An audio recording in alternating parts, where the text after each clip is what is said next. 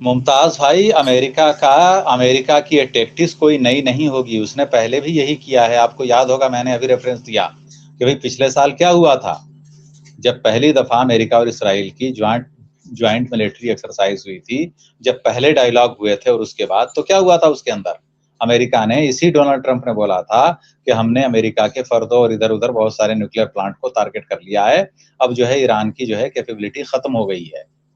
लेकिन अब बताइए कि भाई अचानक क्या हुआ, तो अपनी बातों को कंट्राडिक्ट करता है, और इस बात की स्ट्रांग पॉसिबिलिटी है कि वो ईरान के न्यूक्लियर फैसिलिटीज को इस मर्तबा फिर टारगेट करे और फिर वो दुनिया को बताए कि भाई ऐसा होगा। लेकिन सवाल सबसे बड़ा ये है कि ईरान के काउंटर अटैक को अमेरिका नहीं रोक पा रहा है। मसला सबसे बड़ा ये है, अमेरिका दुनिया को ये दिखाना चाहता है कि हम सुपर पावर हैं, ईरान झुक गया, हमने अटैक किया, ईरान ने जवाब नहीं दिया। लेकिन होता यहाँ यह है कि अमेरिका अटैक तो करता है, लेकिन ईरान का जवाब नहीं रोक पाता। ईरान जवाब जरूर देता है, रिटेलिएट जरूर करता है। तो सवाल यह है कि अगर उसने न्यूक्लियर आर्सेनल पर अटैक कर दिया ईरान के उस पे फैसिलिटीज पे, तो क्या ईरान खामोश बैठेगा? क्या वो इसराइल को टारगेट करेगा या नहीं?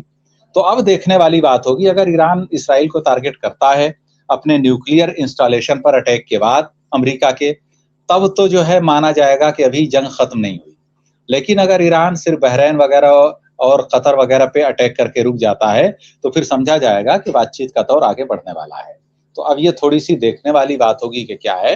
हालांकि ईरान पर अब इस तरह के इल्जामात लगने शुरू हो गए हैं कि भाई आप सिर्फ उन्हीं देशों को टारगेट किस लिए कर रहे हैं। ईरान अभी भी जो है हर जगह आग लगा के चुपचाप बैठा है, और ईरान जो है सिर्फ मुस्लिम मुल्कों को ही टारगेट कर रहा है अरब के।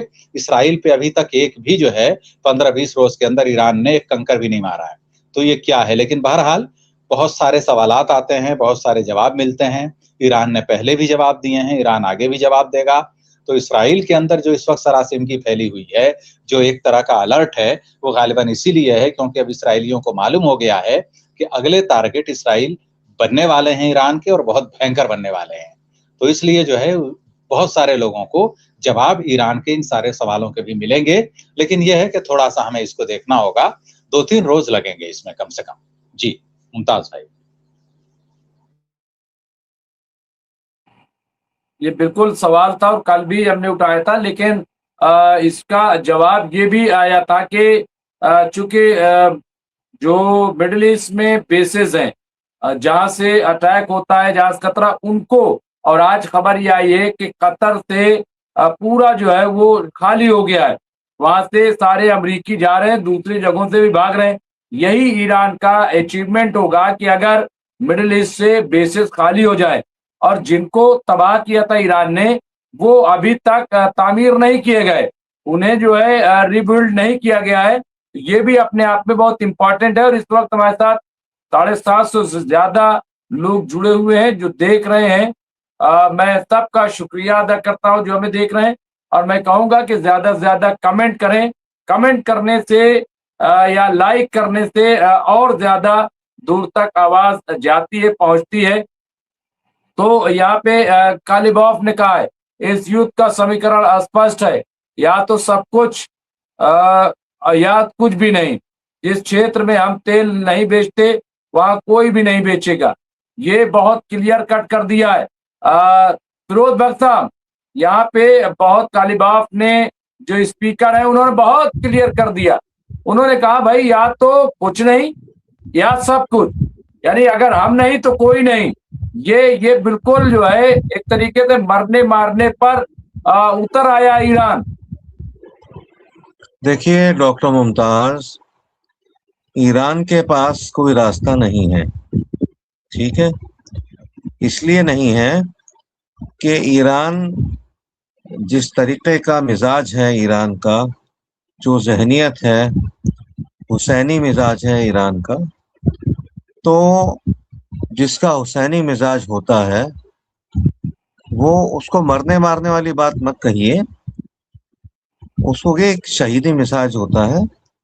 या तो वो खुद शहीद हो जाता है या दूसरे का काम तमाम करता है। और ईरान के पास अभी भी, मैंने आपको बताया, एक काफ़ी हद तक ख़तरनाक मिसाइल है। वो एटम बॉम्ब तो नहीं है, लेकिन वो ایک طرح سے ایٹم بم کی طرح ہی اس تباہی کرتا ہے.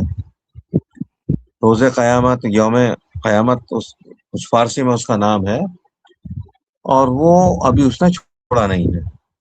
اور آج بھی اس نے، آپ دیکھیے کہ جو یہ بحرین کے اوپر 50 میزائل چھوڑے، تو اگر پاور ختم ہو چکی ہوتی میزائلس کی، دیکھیے پھر میں بار بار مجھے کہنی پڑتی ہے بات، لیکن اب کیا کروں، یہ جب بات سے بات جڑتی ہے تو اس کو جوڑنا پڑتا ہے. ایران کو اس بات کا اندازہ تھا 50 سال پہلے، اور خامنہئی صاحب کے ٹائم سے پہلے، خمینی صاحب کے ٹائم سے بھی پہلے، کہ جب وہاں احمد رضا شاہ پہلوی وہاں کا بادشاہ ہوا کرتا تھا، تب سے ایران کو اس بات کا اندازہ تھا کہ امریکہ، نیٹو یعنی اس کے حامی، اور اسرائیل یعنی اسرائیل چاہے بعد میں بنا ہو، لیکن اندازہ اس کو تھا کہ امریکہ اس کو چھوڑنے والا نہیں ہے. اور وہ اسٹریٹجی یہ آج کی اسٹریٹجی نہیں ہے. یہ جو آپ کو اور ہمیں شاید نہیں پتا ہوگا کہ بیسس کہاں کہاں ہے، کن کن جگہوں پر ہے، لیکن یہ ساری اسٹریٹجی ایران نے 25-30 سال پہلے بنا لی تھی. 25-30 سال پہلے کوئی اٹیک تو نہیں کیا اس نے، لیکن اس نے اس کو اسٹڈی کر لیا، اور اسٹڈی کر کے اس نے سارے اپنے انڈر گراؤنڈ. اب جب حماس جو بنا ہے، حماس کوئی اپنے آپ تھوڑی بنا ہے. تم بھلے ایران کو اس کی برائی دو، اس کا الزام دو، ایران کی مدد سے ہی حماس نے ایک پورا شہر جو ہے خندق کا شہر بنایا ہے. ٹھیک ہے، اس سے کہیں زیادہ منظم اور زیادہ میں کہوں گا کہ جنگ کے حساب سے خطرناک شہر ایران نے اپنا بنا رکھا ہے. ورنہ اچھا، ایران کو یہ پتا تھا کہ اس کو کبھی بھی ایک ایسی طاقت سے ٹکرانا پڑ سکتا ہے کہ جو دنیا کی سب سے زیادہ طاقتور یہ سمجھیے کہ پوزیشن میں ہے ہر لحاظ سے، چاہے وہ ٹیکنالوجی ہو، چاہے وار فیئر ہو، وہ چاہے وہ سرویلانس ہو، چاہے وہ اے آئی ہو، یا کچھ بھی ہو. اس بات کا اندازہ ایران کو تھا، اور ایران نے اسٹریٹجی جو ہے یہ بڑے لمبے عرصے سے یہ اسٹریٹجی بنا رکھی تھی، اور وہ اس اسٹریٹجی کے تحت آج کل کام کر رہا ہے. ایران کو کوئی شوق نہیں ہے جنگ لڑنے کا، جیسے امریکہ کو شوق ہے جنگ لڑنے کا. کہیں بھی پہنچ جاتے ہیں، یہ کسی کو اٹھا کے لے آتے ہیں. انہوں نے یہی سوچا تھا ایران کے ساتھ بھی کر لیں گے. ایران کے ساتھ یہ ایسا اس لیے نہیں کر سکے کہ آپ نے صحیح کہا کچھ دیر پہلے کہ تھوڑا سا یہ دھوکے میں آ گئے. یہ جو ہے ان کو پتہ نہیں چلا کہ ایران نے کب کہاں کیا یہ کر بڑی رکھا خبر آ رہی ہے یہاں، فیروز صاحب جی. روکوں گا یہاں پہ. بڑی خبر اس وقت کے یہ بڑی خبر یہاں پہ آ رہی ہے، اور وہ خبر یہ ہے کہ یہاں پہ دیکھیے ایران کے فائٹر جیٹ تہران کے اوپر اڑ رہے ہیں.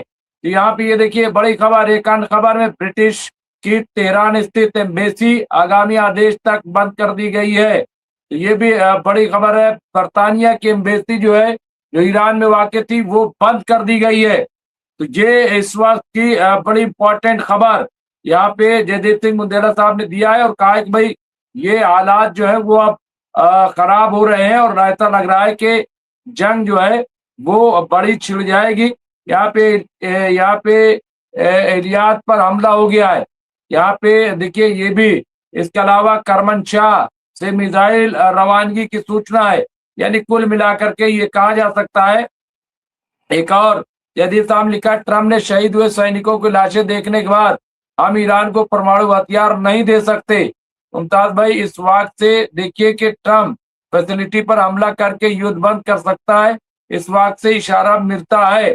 تو دیکھیے یہ یہاں پہ اور بریکنگ نیوز جو ابھی ہم نے دی ہے، تو یہ کل ملا کر کے یہ حالات ہیں. فیروز بخش صاحب ایسا لگ رہا ہے کہ بڑے پیمانے پہ جنگ چھڑنے جا رہی ہے.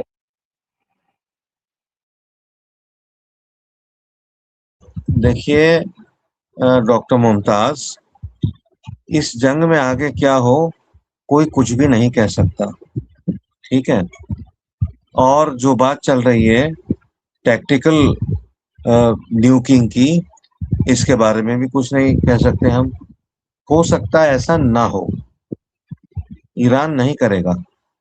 ٹھیک ہے، ایران کے پاس ٹیکٹیکل بامز ہیں نہیں ہیں، مان لیجئے ہیں، اگر ہیں بھی تو ایران نہیں کرے گا.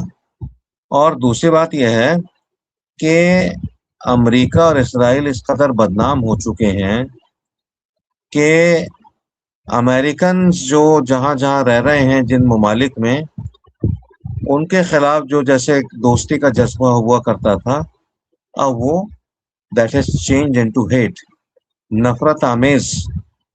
اسرائیل کے خلاف تو یہ ہو ہی گیا، ابھی امریکن سٹیزنز کے خلاف بھی ایسا ہو رہا ہے.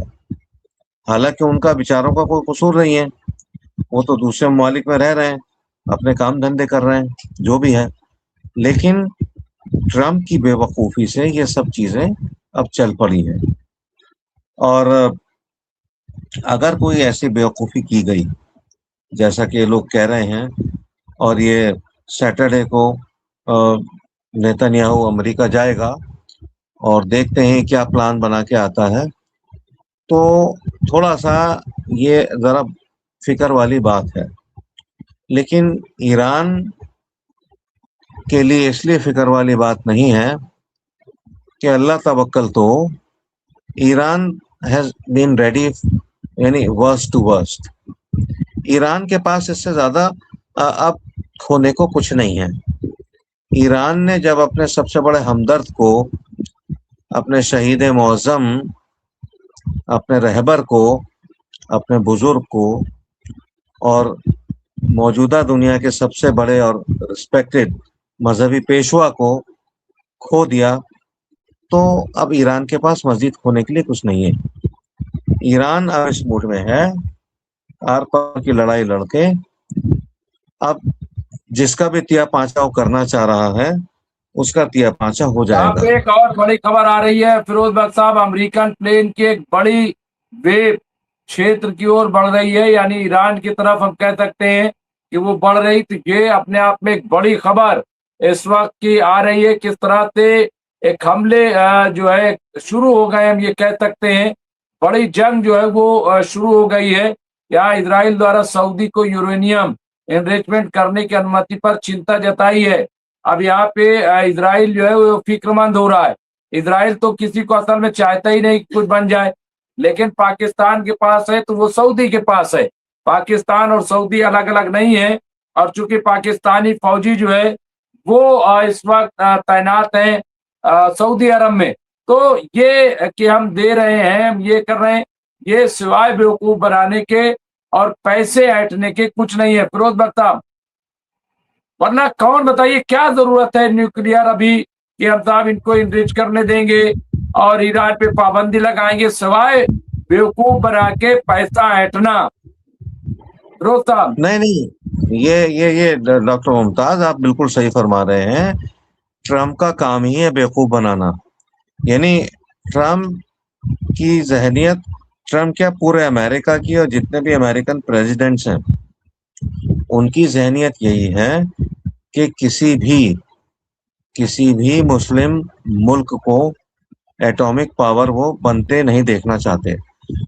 وہ تو انڈیا کو بھی ایٹامک پاور بنتے نہیں دیکھنا چاہتے، لیکن وہ تو ایک بہت گٹسی عورت تھیں مسز اندرا گاندھی، اور انہوں نے معجزہ کر دکھایا ہندوستان کے لیے. پاکستان نے بھی یہ معجزہ کر دکھایا، ٹھیک ہے، اسی طرح سے نارتھ کوریا میں بھی ہو گیا. تو کوئی مطلب نہیں ہے، یہ خواہ آپ نے بالکل صحیح کہا، ان کو لوٹنے کی ایک ترکیب ہے. اور اچھا ابھی ایک آپ کا ایک کمنٹ چلا تھا کہ جو اسرائیل ہے وہ نہیں چاہتا کہ امریکہ اس کو کچھ وہ ایٹامک پاور کا جو ہے کوئی اس کی اجازت دے ایٹامک بم بنانے کی. یہ سب بیوقوفی ہے، یہ الجھانے کی بات ہے. یہ سعودی عرب کو اگر ایٹامک بم چاہیے تو یا تو امریکہ اس کو بھجوا دے، آج کل میں اپنے جو اس کے جیٹس ہیں اس میں رکھوا کے بھجوا دے، 10-20 رکھوا دے، تب تو سمجھ میں آتی ہے. کیا وہ دیکھیے اگر ایمانداری ہوتی ہے نا ٹرمپ اور امریکہ کی اس بات میں تو یہ کہتے ہیں کہ بھائی دیکھو ایسا ہے، ہم آپ کو 10 یا 20 ایٹامک وار ہیڈز بھجوا رہے ہیں، آپ ان کو رکھ لو، ہم تم کو انرچ کرنے کی اجازت دیں گے۔ سب پاگل بنانے والی بات ہے۔ اور یہ اچھا میں کیا بتاؤں آپ کو، یہ لوگ تو سالہ سال 40-50 سال اس سے بھی پہلے سے امریکہ کے ذریعے یہ پاگل بنائے جاتے رہے ہیں۔ اور دیکھیے سعودی عرب کو کچھ کرنے کی ضرورت نہیں ہے، کیونکہ اس کے تیل سے امریکہ گاڑیاں چلا رہا ہے۔ سعودی عرب یہ سوچتا ہے کہ میرے پاس جو بھی ٹیکنالوجی ہے امریکہ بیٹھا ہے۔ یہی وجہ ہے کہ سعودی عرب میں کچھ بڑے بڑے کارخانے نہیں ہیں۔ تیل ہے، تیل سے اللہ نے اس کو نوازا ہے، مگر اس کو یہ بھی چاہیے تھا کہ ہندوستان کی طرح یا کچھ حد تک پاکستان کی طرح وہ جو ہے اپنے کو مستحکم کرتا ڈیفنس کے معاملے میں، ایجوکیشن کے معاملے میں، جو کہ اس نے نہیں کیا۔ ٹھیک ہے، اب اس کا خمیازہ سارے عرب ممالک بھگت رہے ہیں، اور ایران ان عرب ممالک کو مارنا نہیں چاہتا۔ ایران ان کا دشمن نہیں ہے۔ ایران نے تو ہمیشہ دوستی کا ہاتھ بڑھایا ہے۔ 2 سال پہلے جو ہے ملاقات ہوئی تھی ایران کی عرب کے فارن منسٹر سے، ایران نے سب کے سامنے ہاتھ بڑھایا ہے دوستی کا، لیکن ایران اس بات کو قطعاً برداشت نہیں کرے گا کہ اس کے اوپر بم چھوڑنے کے لیے جو جہاز ہیں وہ جہاز ان ممالک غلام اور منافق ممالک کی زمین سے آئیں۔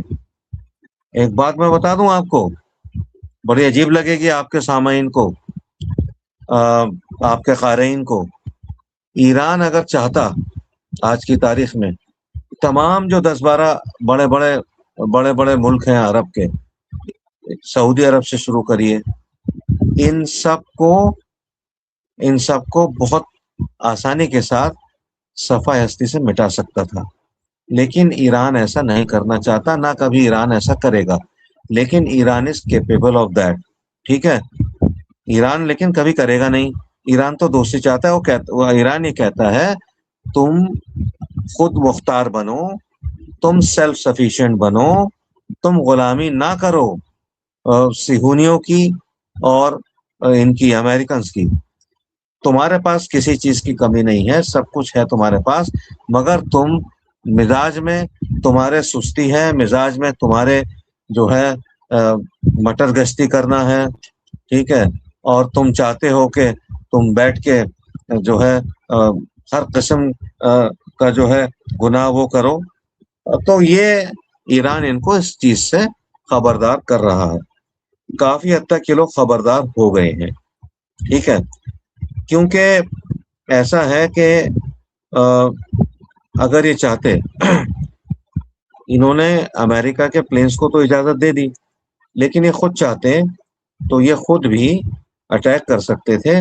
لیکن آپ یہ دیکھیے کہ امریکہ کی کمظرفی کہ اور ان لوگوں کی کم نصیبی کہ امریکہ نے ان کا تیل تو سب چوس لیا، اپنی ساری بیسز بھی بنا لی، سینکڑوں بیسز بنا لی ان کے یہاں، ٹھیک ہے، لیکن ان کو خود مختار نہیں کیا کہ ان کے پاس جو ہے ہتھیار بنانے کی فیکٹریز بنا دیتا، ان کو سب کو ایٹم بم دے دیتا، یہ سب نہیں کیا، کیونکہ اسے پتہ ہے کہ اگر ایسا کیا اور یہ مل گئے اور یہ امت کے تو لوگ ہیں ہی، تو کہیں ایسا نہ ہو کہ جو اس کی ناجائز اولاد اسرائیل ہے کہیں اس کو نہ ختم کر دیں عرب ممالک۔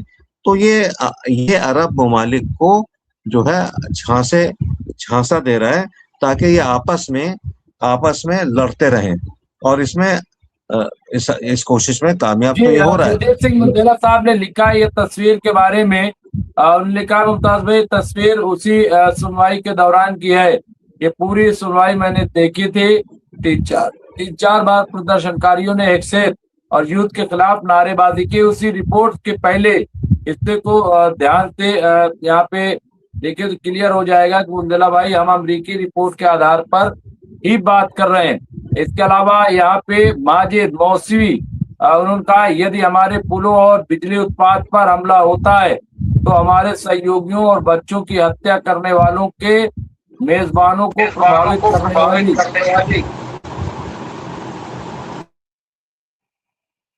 ये बच्चों को मेजबानों को प्रभावित करने वाली बिजली कटौती निश्चित है। यहाँ एक मिसाइल जॉर्डन की ओर दागी गई है, ये एक मिसाइल जॉर्डन की तरफ दाग दी है ईरान ने। तो बहरहाल कुल मिलाकर के आखिर में फिरोज बख्श साहब, देखिए जंग तो छिड़ गई है, लेकिन मैं चाहूंगा कि दुआ पे खात्मा करें, और अगर कुछ बहुत इंपॉर्टेंट हुआ तो हम रात में भी साथियों से वादा है कि हम लाइव कर देंगे। फिरोज बख्श साहब। जो हैं बहुत ज्यादा खतरनाक इस वक्त हो रहे हैं, जो कि न सिर्फ ईरान के लिए हैं, अमेरिका और इसराइल के लिए भी उतने ही खतरनाक हैं।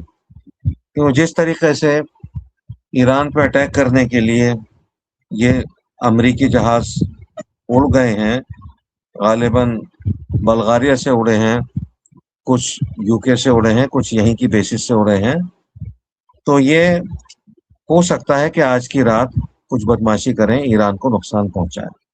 बार सूरत ये तो ये करेंगे ही, इनका नस्बुलैन यही है। लेकिन इंशाल्लाह अपने शैतानी मंसूबों में, अपने शैतानी प्लान्स में ये लोग कभी भी कामयाब नहीं होंगे। ईरान के पास किरदार की ताकत है, इस्लाम का किरदार उसके पास है, अल्लाह की ताकत और दुआ उसके पास है। तो हम इस बात के अंदर ये दुआ भी जो है क्लब कर देते हैं, ऐड कर देते हैं कि ईरान इनके शैतानी मंसूबों से महफूज रहे, और अगर ये ईरान के साथ कुछ गलत हरकत करें तो ईरान इस तरीके का जवाब दे कि आने वाली 1000 नस्लें इन ममालिक की याद रखें कि किसी ईरान से टक्कर ली थी। जी डॉक्टर मुमताज। बिल्कुल, तो यही इसी दुआ के साथ हम यहाँ पे अपने प्रोग्राम को रोकते हैं। शुक्रिया अदा करते हैं अब्दुल वाहिद साहब का, शुक्रिया अदा करते हैं फिरोज बख्श साहब का, और तमाम साथियों का जो अब तक जुड़े हुए हैं। और आज मैं आपको बता दूं, जंतर मंतर, शुक्रिया फिरोज बख्श साहब, जंतर मंतर पे जो हंगामा है, जो प्रोटेस्ट है, वो बहुत बड़ा प्रोटेस्ट हम उसको मान सकते हैं कि वो बहुत ही अहम प्रोटेस्ट है, और वहाँ पे बड़े पैमाने पे हजारों लाखों बच्चे पहुंच गए हैं। तो लेकिन मेरी सिर्फ एक अपील यहाँ पे होगी, और वो अपील सिर्फ ये है कि कानून अपने हाथ में न लीजिए, और जर्नलिस्ट को पीटना, जो एक रिपोर्टर है जो अपनी नौकरी कर रहा है, वो ठीक नहीं है। या किसी पुलिस फोर्स को, वहाँ पे जवान को, वो क्योंकि आप सब जानते हैं कि जवान जो है वो किस तरह से, हाँ कुछ उसमें बदमाशी जरूर कर सकते हैं, लेकिन इसका मतलब ये नहीं कि कानून अपने हाथ में लें, क्योंकि अगर कोई इसमें जेल चला जाएगा पूरी जिंदगी खराब हो जाएगी। माँ बाप इंतजार कर रहे हैं, तो ये कम से कम इस चीज से गुरेज किया जाए। बहरहाल जो भी होगा देखा जाएगा। बहुत बहुत शुक्रिया। जय हिंद, जय भारत, जय संविधान।